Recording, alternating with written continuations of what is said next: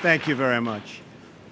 Mr. Speaker, Mr. Vice President, members of Congress, the First Lady of the United States.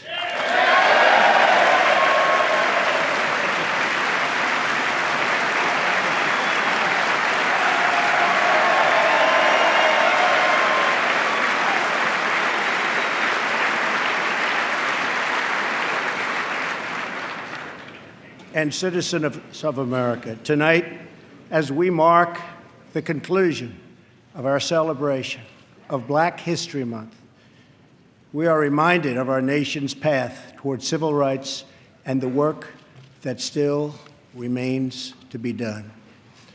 Recent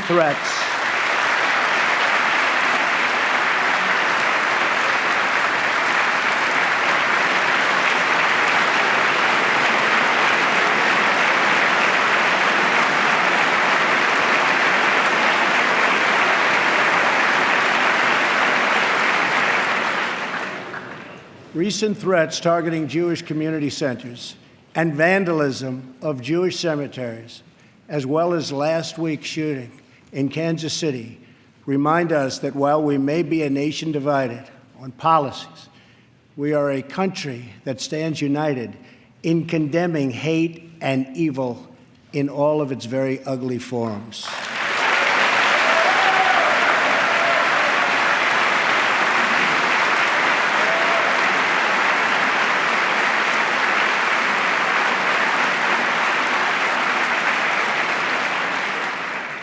Each American generation passes the torch of truth, liberty, and justice in an unbroken chain all the way down to the present. That torch is now in our hands, and we will use it to light up the world. I am here tonight to deliver a message of unity and strength, and it is a message deeply delivered from my heart. A new chapter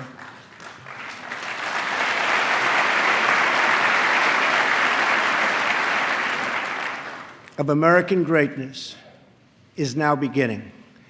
A new national pride is sweeping across our nation, and a new surge of optimism is placing impossible dreams firmly within our grasp. What we are witnessing today is the renewal of the American spirit. Our allies will find that America is once again ready to lead.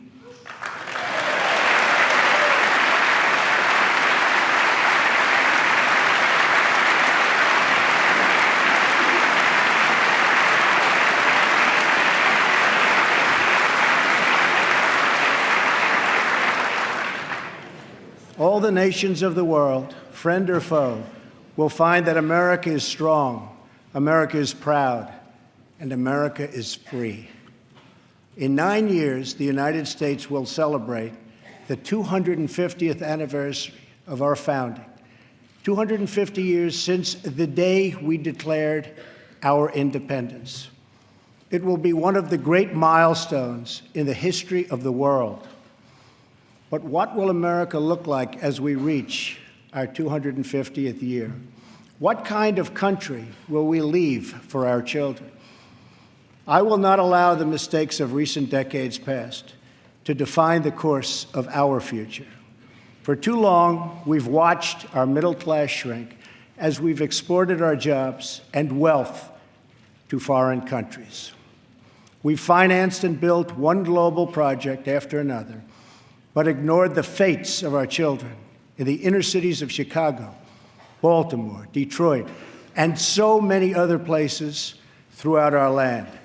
We've defended the borders of other nations while leaving our own borders wide open for anyone to cross and for drugs to pour in at a now unprecedented rate.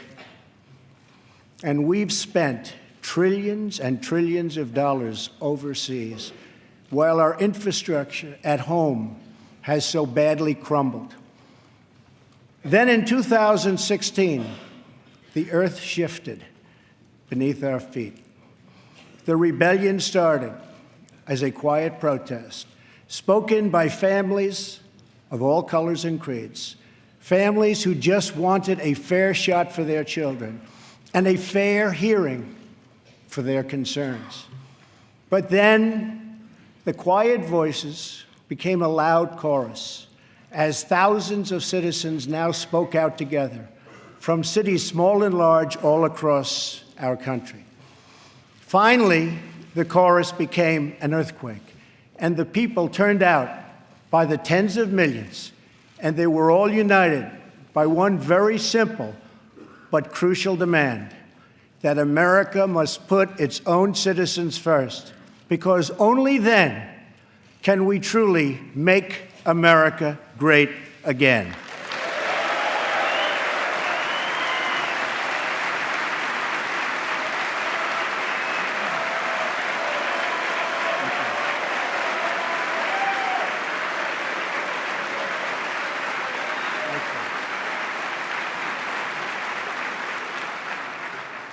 Dying industries will come roaring back to life. Heroic veterans will get the care they so desperately need. Our military will be given the resources its brave warriors so richly deserve. Crumbling infrastructure will be replaced with new roads, bridges, tunnels, airports, and railways gleaming across our very, very beautiful land. Our terrible drug epidemic will slow down and ultimately stop.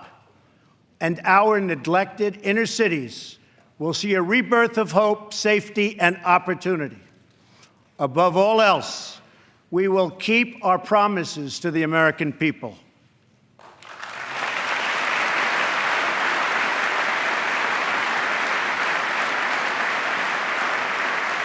Thank you. It's been a little over a month since my inauguration, and I want to take this moment to update the nation on the progress I've made in keeping those promises.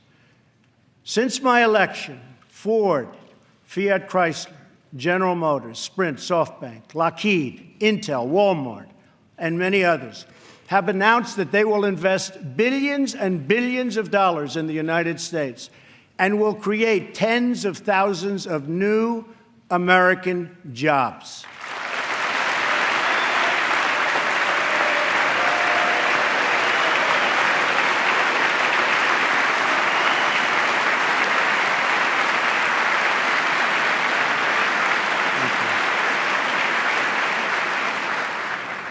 The stock market has gained almost $3 trillion in value since the election on November 8th, a record. We've saved taxpayers hundreds of millions of dollars by bringing down the price of fantastic, and it is a fantastic, new F-35 jet fighter, and we'll be saving billions more on contracts all across our government. We have placed a hiring freeze on non-military and non-essential federal workers. We have begun to drain the swamp of government corruption by imposing a 5-year ban on lobbying by executive branch officials and a lifetime ban. Thank you.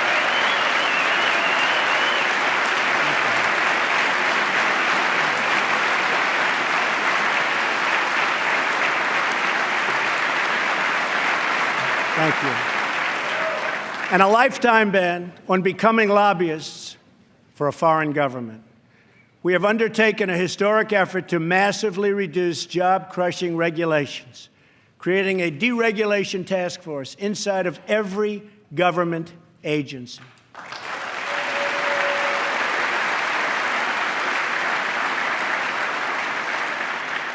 And we're imposing a new rule which mandates that for every one new regulation, 2 old regulations must be eliminated.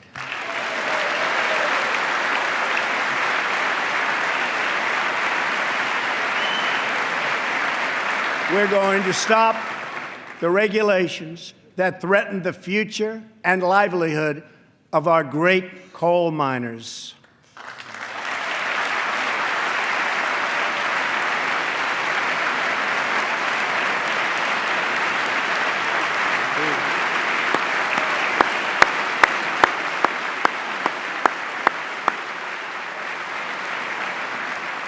We have cleared the way for the construction of the Keystone and Dakota Access pipelines.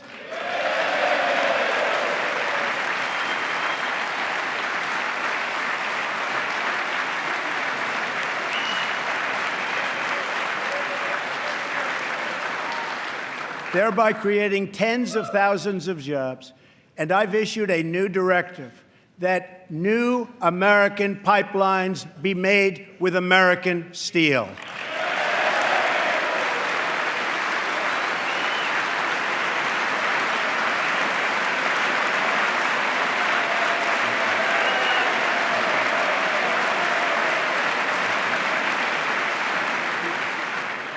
We have withdrawn the United States from the job-killing Trans-Pacific Partnership.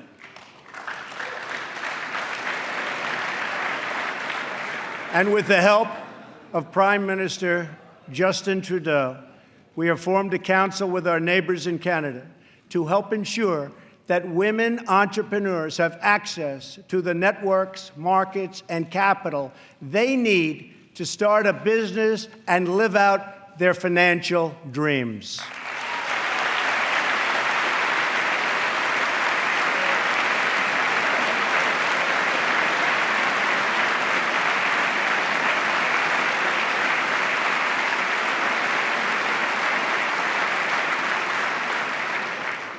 To protect our citizens, I have directed the Department of Justice to form a task force on reducing violent crime. I have further ordered the Departments of Homeland Security and Justice, along with the Department of State and the Director of National Intelligence, to coordinate an aggressive strategy to dismantle the criminal cartels that have spread all across our nation.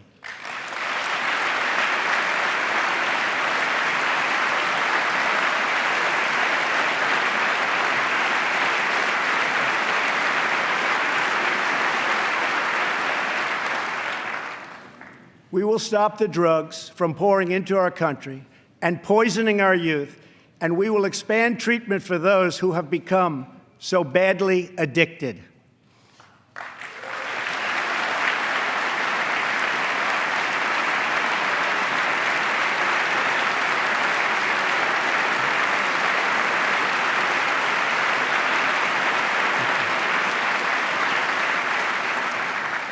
At the same time, my administration has answered the pleas of the American people for immigration enforcement and border security.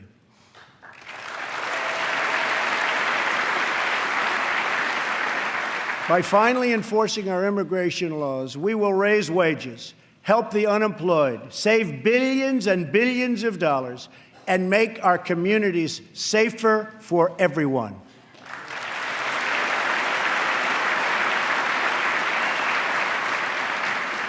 We want all Americans to succeed, but that can't happen in an environment of lawless chaos. We must restore integrity and the rule of law at our borders.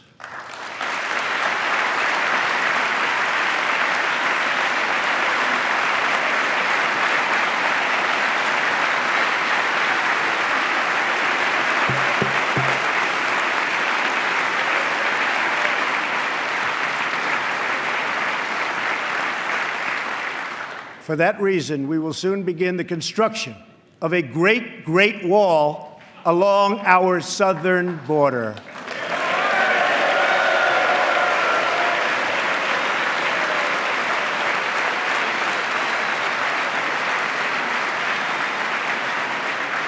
As we speak tonight, we are removing gang members, drug dealers, and criminals that threaten our communities and prey on our very innocent citizens. Bad ones are going out as I speak, and as I've promised throughout the campaign. To any in Congress who do not believe we should enforce our laws, I would ask you this one question. What would you say to the American family that loses their jobs, their income, or their loved one because America refused to uphold its laws and defend its borders?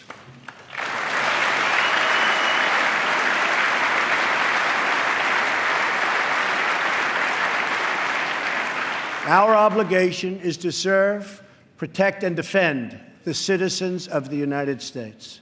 We are also taking strong measures to protect our nation from radical Islamic terrorism.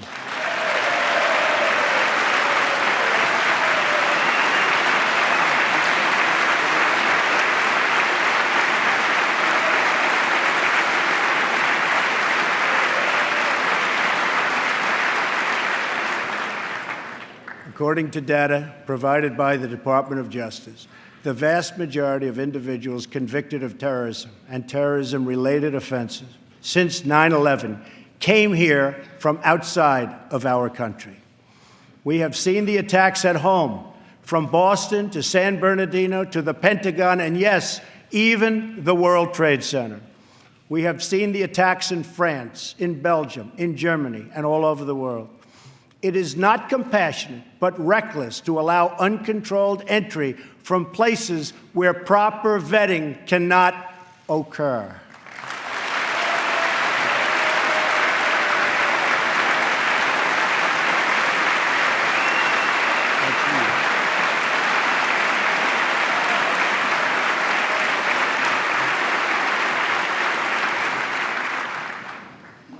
Those given the high honor of admission to the United States should support this country and love its people and its values.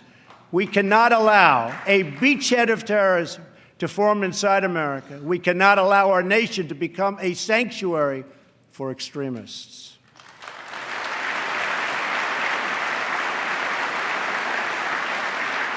That is why my administration has been working on improved vetting procedures, and we will shortly take new steps to keep our nation safe and to keep those out who will do us harm.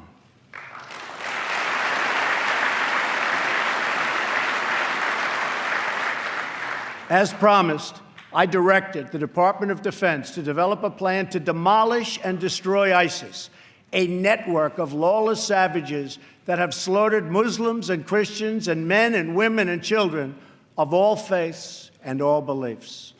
We will work with our allies, including our friends and allies in the Muslim world, to extinguish this vile enemy from our planet.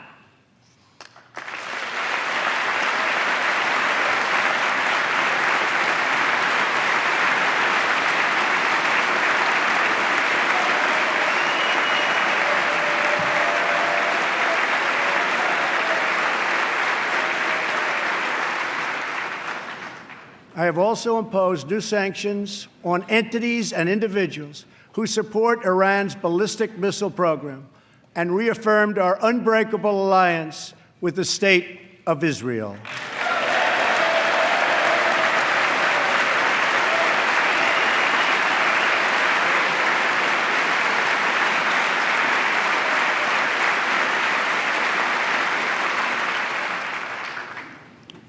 Finally, I have kept my promise to appoint a justice to the United States Supreme Court from my list of 20 judges who will defend our Constitution.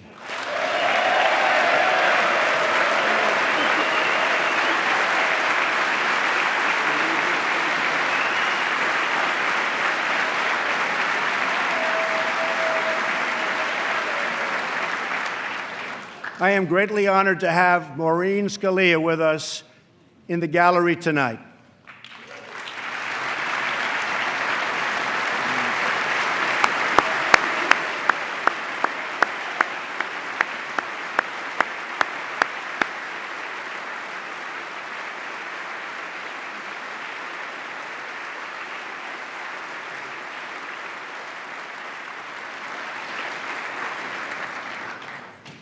Thank you, Maureen.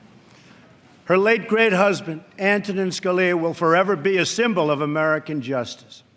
To fill his seat, we have chosen Judge Neil Gorsuch, a man of incredible skill and deep devotion to the law.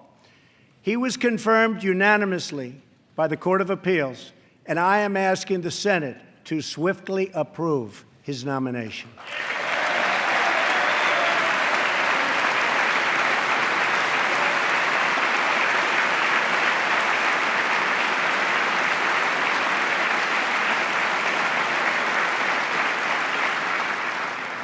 Tonight, as I outline the next steps we must take as a country, we must honestly acknowledge the circumstances we inherited.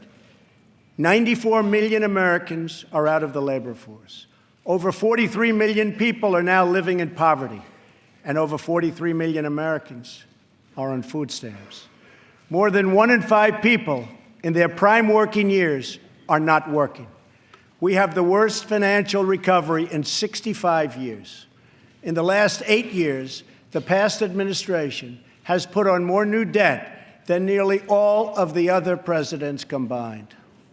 We've lost more than 1/4 of our manufacturing jobs since NAFTA was approved, and we've lost 60,000 factories since China joined the World Trade Organization in 2001. Our trade deficit in goods with the world last year was nearly $800 billion. And overseas, we have inherited a series of tragic foreign policy disasters. Solving these and so many other pressing problems will require us to work past the differences of party. It will require us to tap into the American spirit that has overcome every challenge throughout our long and storied history. But to accomplish our goals at home and abroad, we must restart the engine of the American economy, making it easier for companies to do business in the United States and much, much harder for companies to leave our country.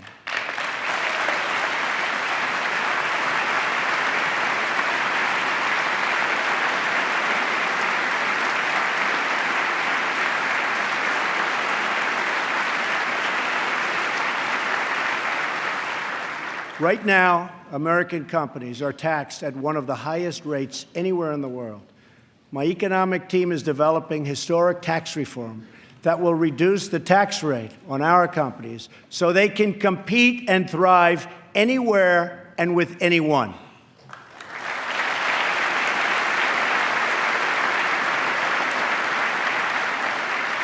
It will be a big, big cut. At the same time, we will provide massive tax relief for the middle class. We must create a level playing field for American companies, and our workers have to do it.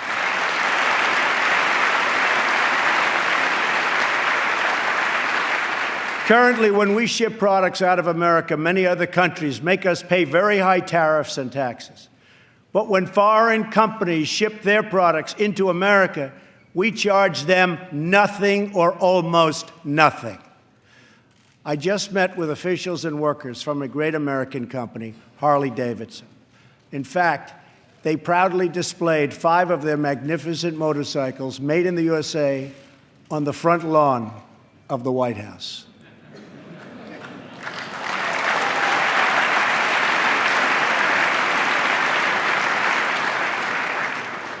And they wanted me to ride one, and I said, no, thank you. At our meeting, I asked them, how are you doing? How is business? They said that it's good. I asked them further, how are you doing with other countries, mainly international sales? They told me without even complaining, because they have been so mistreated for so long that they've become used to it, that it's very hard to do business with other countries because they tax our goods at such a high rate. They said that in the case of another country, they tax their motorcycles at 100%. They weren't even asking for a change, but I am. I believe.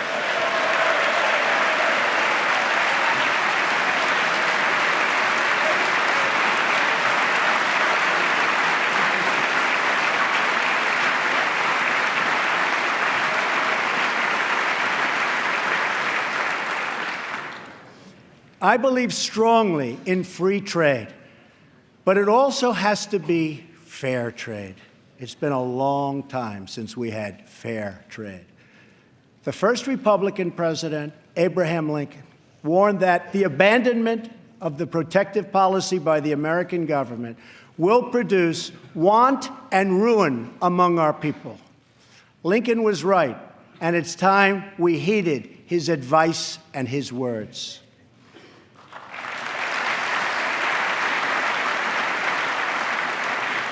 I am not going to let America and its great companies and workers be taken advantage of us any longer. They have taken advantage of our country. No longer.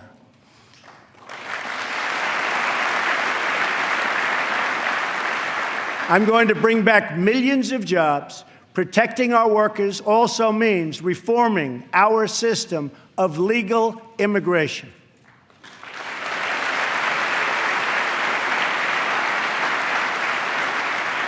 The current outdated system depresses wages for our poorest workers and puts great pressure on taxpayers.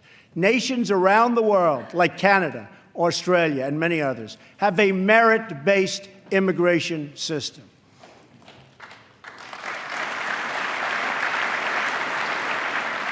It's a basic principle that those seeking to enter a country ought to be able to support themselves financially. Yet in America, we do not enforce this rule, straining the very public resources that our poorest citizens rely upon. According to the National Academy of Sciences, our current immigration system costs American taxpayers many billions of dollars a year. Switching away from this current system of lower-skilled immigration and instead adopting a merit-based system, we will have so many more benefits. It will save countless dollars, raise workers' wages, and help struggling families, including immigrant families, enter the middle class. And they will do it quickly, and they will be very, very happy indeed.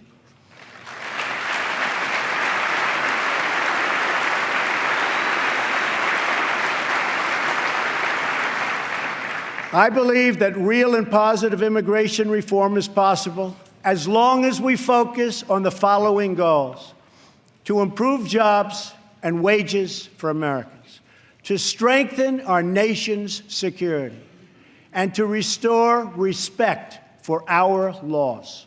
If we are guided by the well-being of American citizens, then I believe Republicans and Democrats can work together to achieve an outcome that has eluded our country for decades.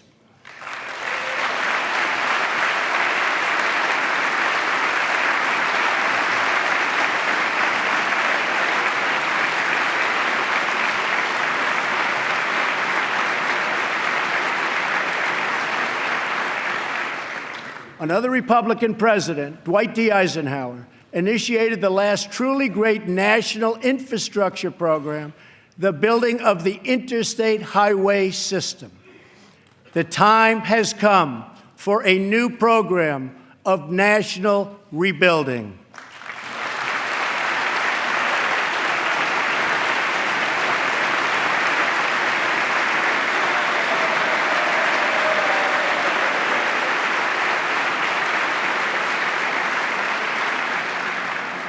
America has spent approximately $6 trillion in the Middle East. All the while, our infrastructure at home is crumbling.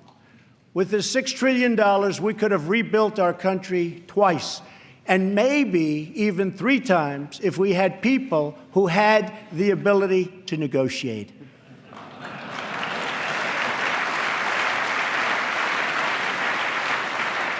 To launch our national rebuilding, I will be asking Congress to approve legislation that produces a $1 trillion investment in infrastructure of the United States, financed through both public and private capital, creating millions of new jobs.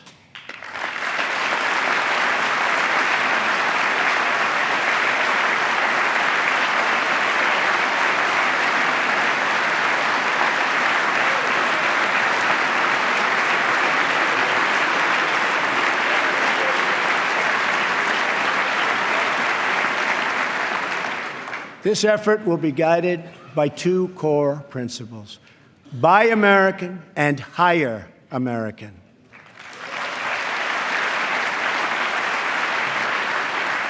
Tonight, I am also calling on this Congress to repeal and replace Obamacare.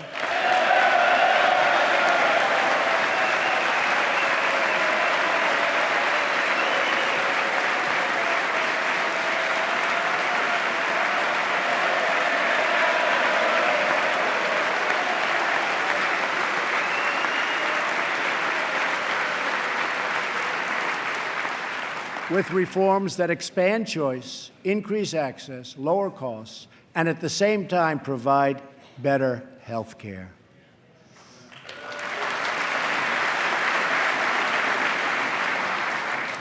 Mandating every American to buy government-approved health insurance was never the right solution for our country.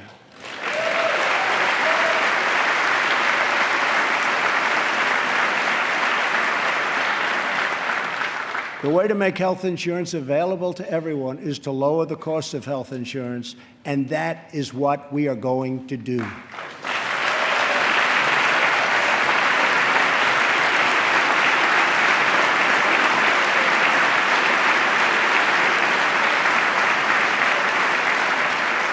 Obamacare premiums nationwide have increased by double and triple digits. As an example, Arizona went up 116% last year alone. Governor Matt Bevin of Kentucky just said Obamacare is failing in his state, the state of Kentucky, and it's unsustainable and collapsing. 1/3 of the counties have only one insurer, and they're losing them fast. They are losing them so fast. They're leaving. And many Americans have no choice at all. There's no choice left. Remember, when you were told that you could keep your doctor and keep your plan, we now know that all of those promises have been totally broken. Obamacare is collapsing, and we must act decisively to protect all Americans.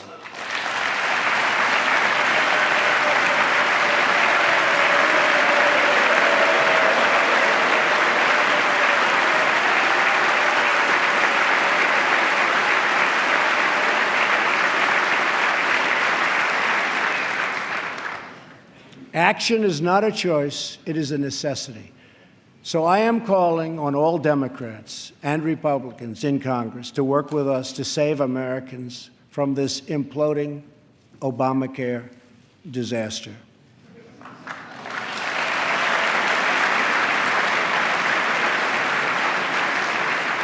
Here are the principles that should guide Congress as we move to create a better health care system for all Americans. First, we should ensure that Americans with pre-existing conditions have access to coverage and that we have a stable transition for Americans currently enrolled in the health care exchanges.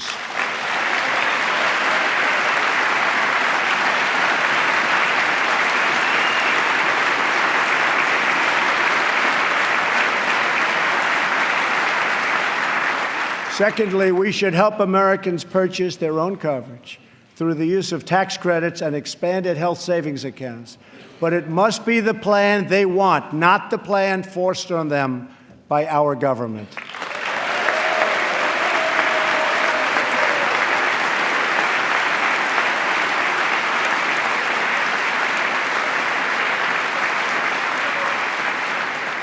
Thirdly, we should give our state governors the resources and flexibility they need with Medicaid to make sure no one is left out.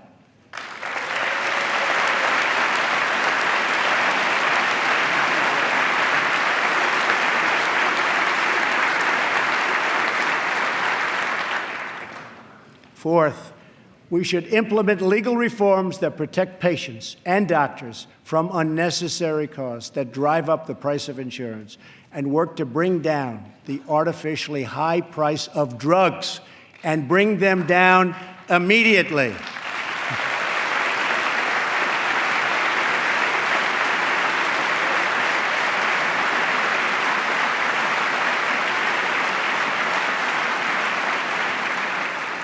And finally, the time has come to give Americans the freedom to purchase health insurance across state lines.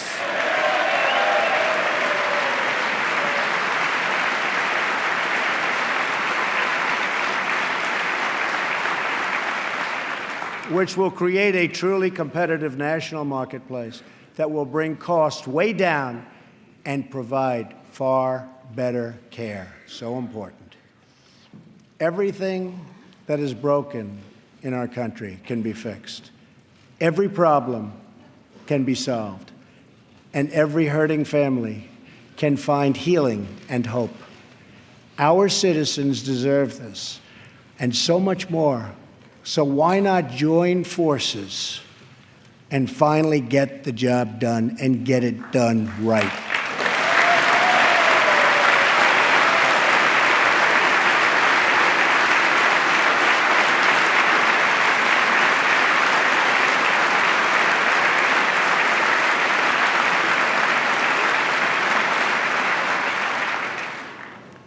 On this and so many other things, Democrats and Republicans should get together and unite for the good of our country and for the good of the American people.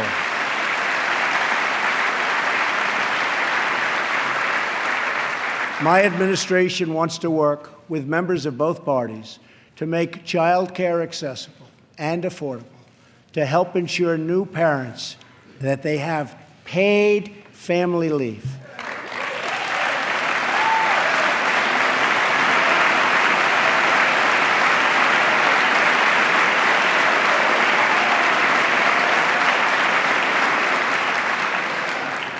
to invest in women's health, and to promote clean air and clean water, and to rebuild our military and our infrastructure.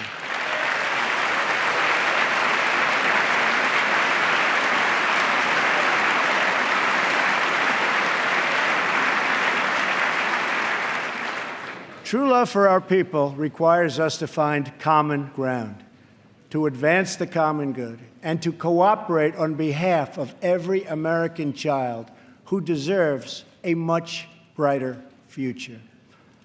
An incredible young woman is with us this evening who should serve as an inspiration to us all.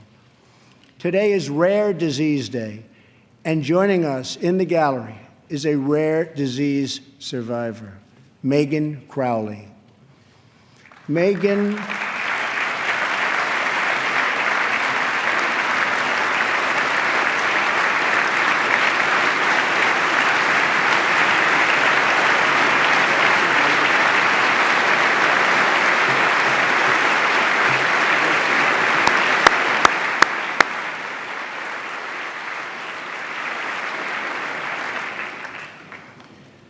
Megan was diagnosed with Pompe disease, a rare and serious illness, when she was 15 months old. She was not expected to live past 5. On receiving this news, Megan's dad, John, fought with everything he had to save the life of his precious child. He founded a company to look for a cure and helped develop the drug that saved Megan's life. Today, she is 20 years old and a sophomore at Notre Dame.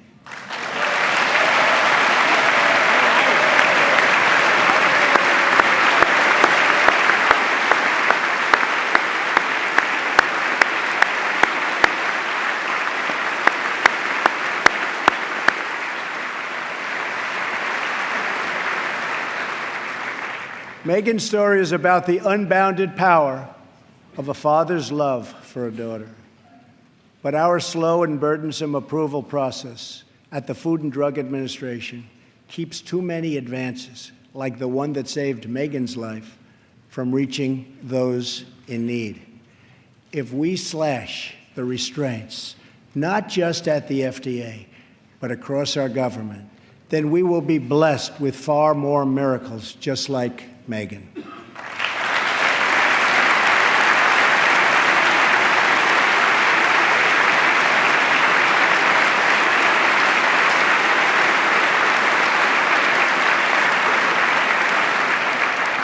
In fact, our children will grow up in a nation of miracles. But to achieve this future, we must enrich the mind and the souls of every American child. Education is the civil rights issue of our time.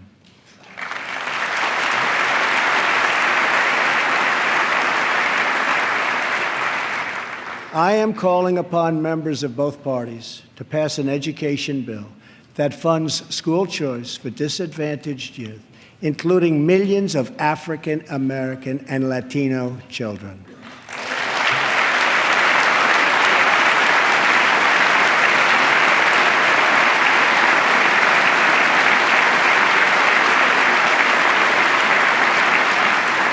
These families should be free to choose the public, private, charter, magnet, religious, or homeschool that is right for them.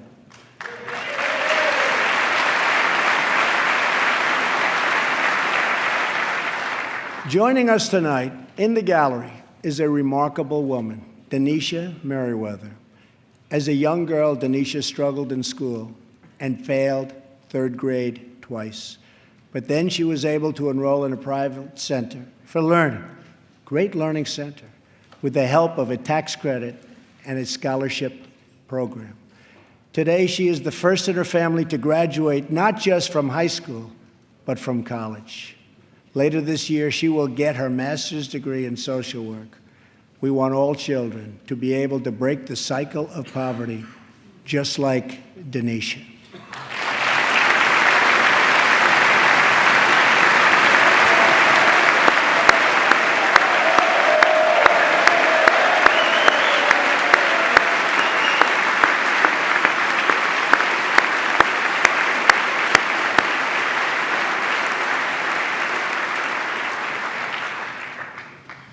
But to break the cycle of poverty, we must also break the cycle of violence. The murder rate in 2015 experienced its largest single-year increase in nearly half a century. In Chicago, more than 4,000 people were shot last year alone, and the murder rate so far this year has been even higher. This is not acceptable in our society.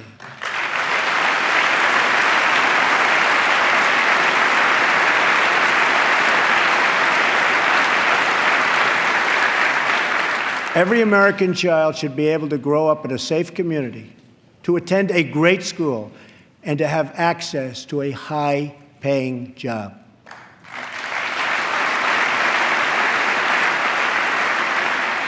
But to create this future, we must work with, not against, the men and women of law enforcement.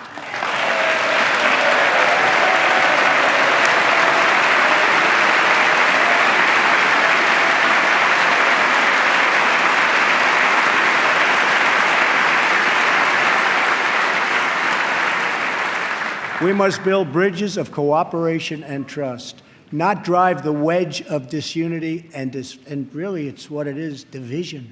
It's pure, unadulterated division. We have to unify. Police and sheriffs are members of our community. They're friends and neighbors. They're mothers and fathers, sons and daughters, and they leave behind loved ones every day who worry about whether or not they'll come home safe and sound. We must support the incredible men and women of law enforcement.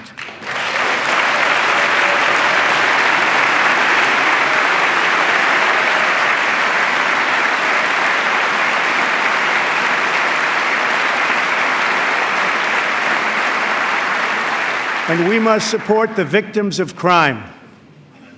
I have ordered the Department of Homeland Security to create an office to serve American victims.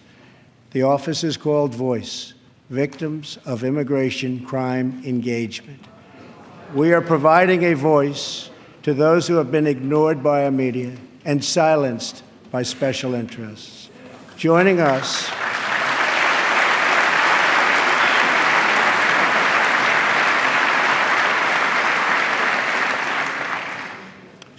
in the audience tonight are four very brave Americans whose government failed them.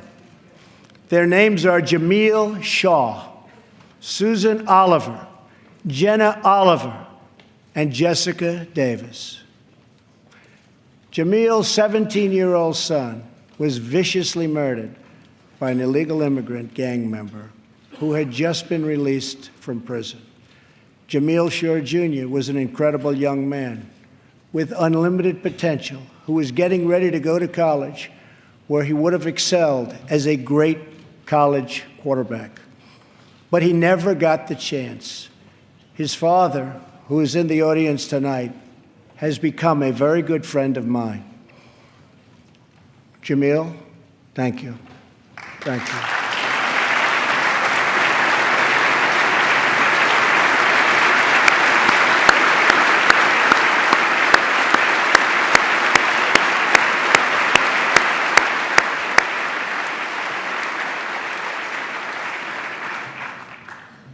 Also with us are Susan Oliver and Jessica Davis. Their husbands, Deputy Sheriff Danny Oliver and Detective Michael Davis, were slain in the line of duty in California.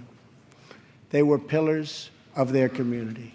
These brave men were viciously gunned down by an illegal immigrant with a criminal record and 2 prior deportations, should have never been in our country. Sitting with Susan is her daughter, Jenna. Jenna, I want you to know that your father was a hero and that tonight you have the love of an entire country supporting you and praying for you.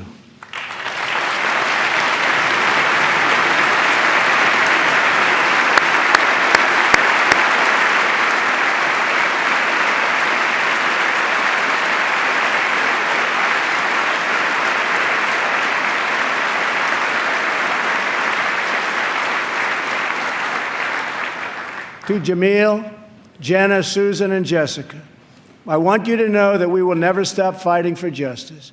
Your loved ones will never, ever be forgotten. We will always honor their memory.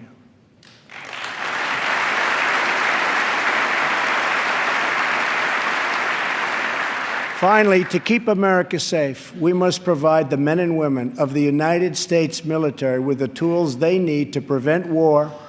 If they must, they have to fight, and they only have to win.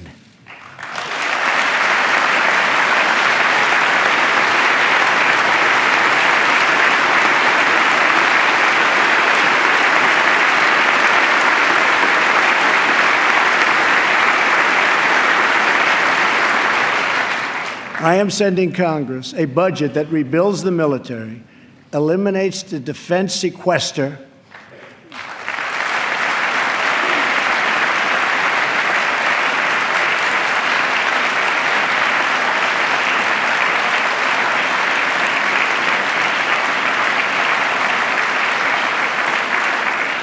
and calls for one of the largest increases in national defense spending in American history. My budget will also increase funding for our veterans. Our veterans have delivered for this nation, and now we must deliver for them.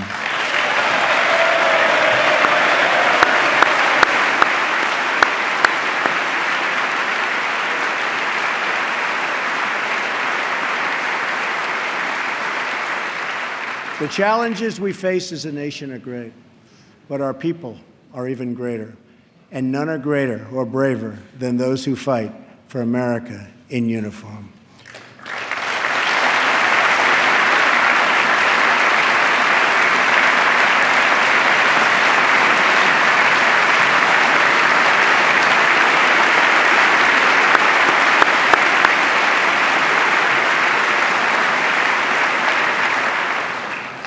We are blessed to be joined tonight by Corinne Owens, the widow of U.S. Navy Special Operator, Senior Chief William Ryan Owens.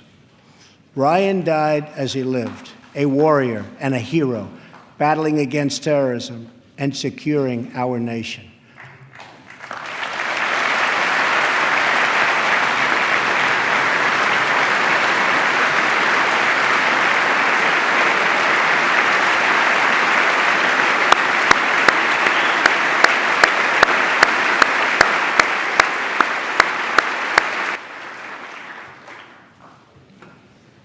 And Ryan is looking down right now, you know that, and he's very happy because I think he just broke a record.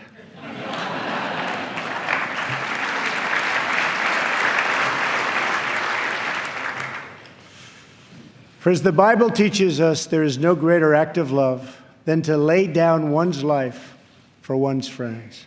Ryan laid down his life for his friends, for his country, and for our freedom. And we will never forget Ryan.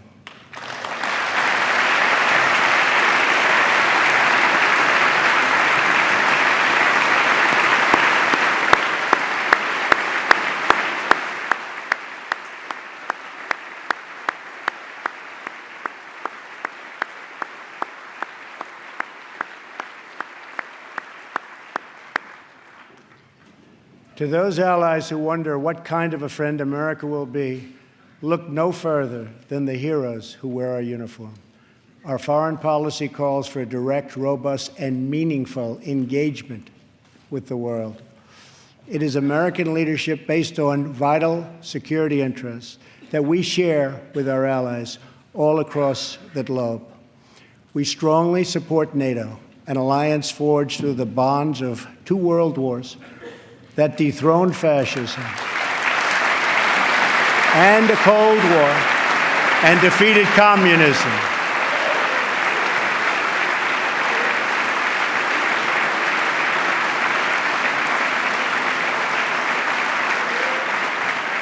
But our partners must meet their financial obligations.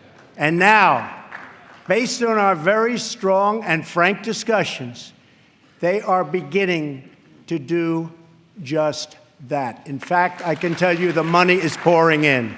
Very nice. Very nice.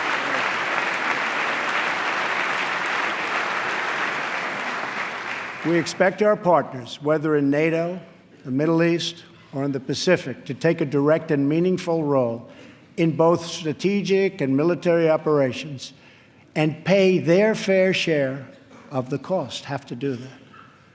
We will respect historic institutions, but we will respect the foreign rights of all nations, and they have to respect our rights as a nation also.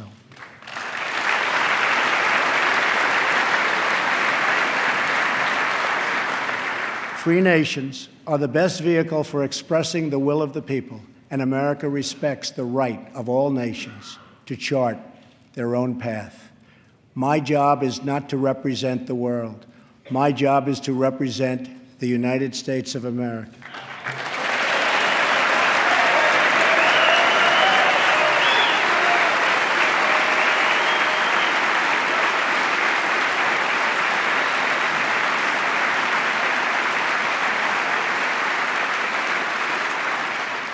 But we know that America is better off when there is less conflict, not more. We must learn from the mistakes of the past. We have seen the war and the destruction that have ravaged and raged throughout the world, all across the world. The only long-term solution for these humanitarian disasters, in many cases, is to create the conditions where displaced persons can safely return home and begin the long, long process of rebuilding.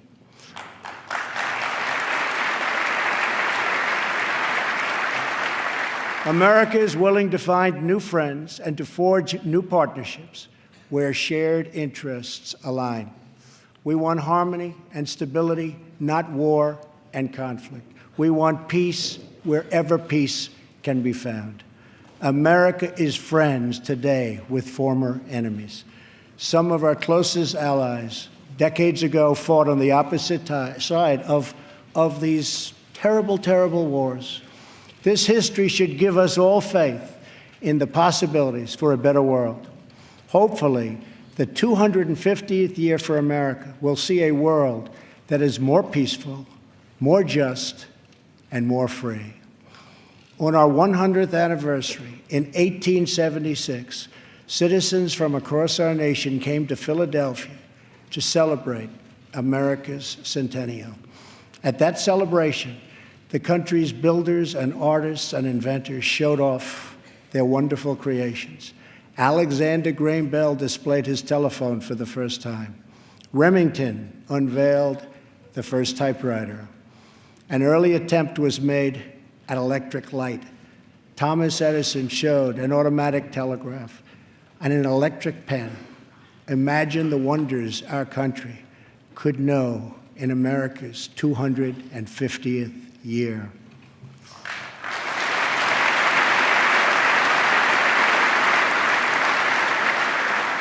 Think of the marvels we can achieve if we simply set free the dreams of our people.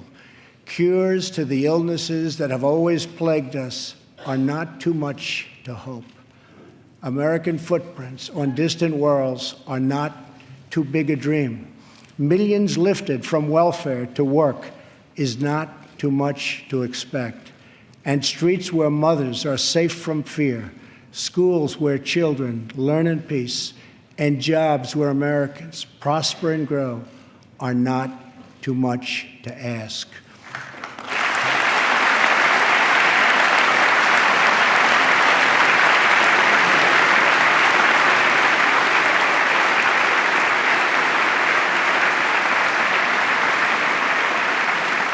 When we have all of this, we will have made America greater than ever before. For all Americans, this is our vision. This is our mission. But we can only get there together. We are one people with one destiny. We all bleed the same blood. We all salute the same great American flag. And we all are made by the same God.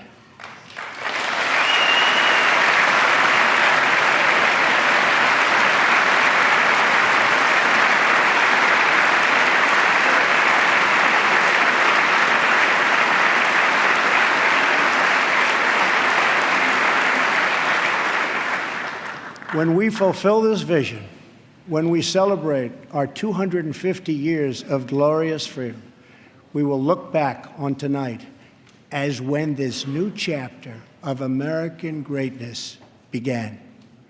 The time for small thinking is over. The time for trivial fights is behind us.